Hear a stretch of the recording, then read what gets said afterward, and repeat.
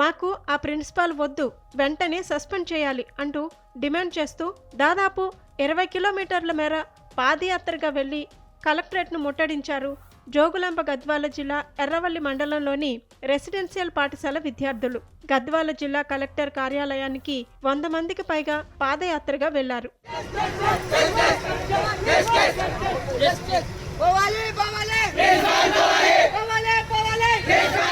బీచుపల్లి గురుకుల పాఠశాల విద్యార్థులు ప్రిన్సిపాల్ తమను వేధిస్తున్నాడని విద్యార్థులు వాపోతున్నారు. పేరెంట్స్ పైన అకారణంగా ఆగ్రహం వ్యక్తం చేస్తున్నాడని ఆవేదన వ్యక్తం చేశారు. హాస్టల్ భోజనం సరిగా ఉండటం లేదని వెంటనే ఆయనను సస్పెండ్ చేయాలన్నది వారి డిమాండ్. స్కూల్లో నాణ్యత లేని సామాన్లను అమర్చి అవి విరిగిపోతే స్టూడెంట్లపై మోపి డబ్బులు కట్టించుకుంటున్నాడని వాపోయారు. ప్రిన్సిపాల్ పెట్టే ఇబ్బందులను భరించలేక కలెక్టరేట్కు రావాల్సి వచ్చిందంటూ ఆవేదన వ్యక్తం చేశారు.